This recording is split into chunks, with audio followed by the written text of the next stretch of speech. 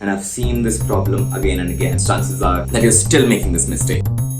I've been designing products and software with startups since past about 10 plus years. And during that time, I've taken over hundreds of interviews and I've seen this problem again and again. Chances are that you're still making this mistake. And this mistake is not asking questions or asking the wrong questions to the wrong person. It's all about questions. Yes, you heard it right. Your questions are equally important, if not more important, than your answers during an interview. That a lot of people, managers I know, judge people based on the kind of questions they ask because it tells me what you're thinking, what your thinking process is, what is important to you. The first problem I see is people not asking questions. You must ask questions. The reason is anybody who does not ask questions gives two signals. A, either you're not interested because I was the only one who was asking question, or B, you can't think for yourself. Then here are three questions you can get started with.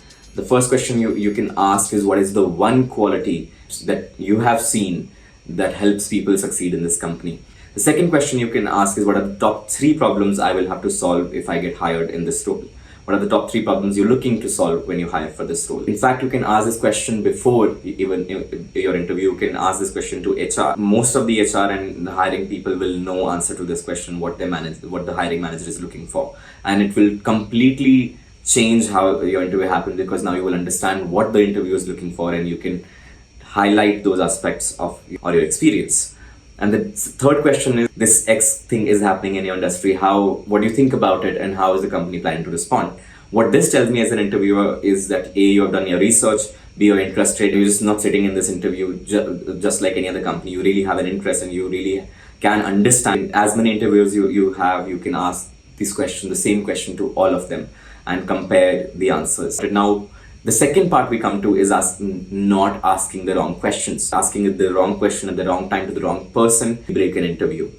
Because imagine in an interview, we talk about your career, we talk about what you want to do in next 5 years, we talk about the industry, we talk about all these things, and suddenly you ask a question, hey, can I leave at 5 p.m? All these questions you should keep for HR. You should know what you should ask your interviewer, which should be about culture, company, technical things, and use your interview time very, very intelligently, because at that time with your questions you have another opportunity to make a mark, an impression in the interviewer's head. So make sure that you prepare your questions more than you prepare your answers, and I'm sure you will have much better interview success. Here's a bonus point, something you should never, ever, ever do in an interview. Never, ever do it.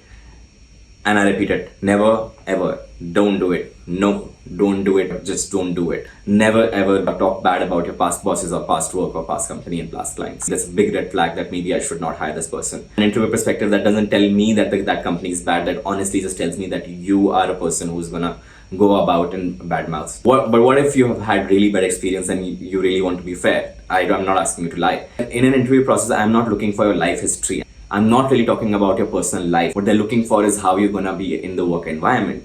And in the work environment, be extremely professional. Even if you had disagreements, one way to say that, I didn't have a good time because we realized that we were on different culture. You understand that there are different methods of working and one may not fit you. When you really talk bad about the past company or past boss, what tells me if it doesn't work out here, this is what you're gonna do about my company. When you describe the same bad experience in a much more mature way, where you acknowledge that both parties mutually decided to take a decision, that we decided to part ways because of so and so agreement, that A shows me your maturity, and B shows me that you're self-aware, and C shows me that you do not believe in blame game, that you are willing to own up to your problems and do what it takes to solve them.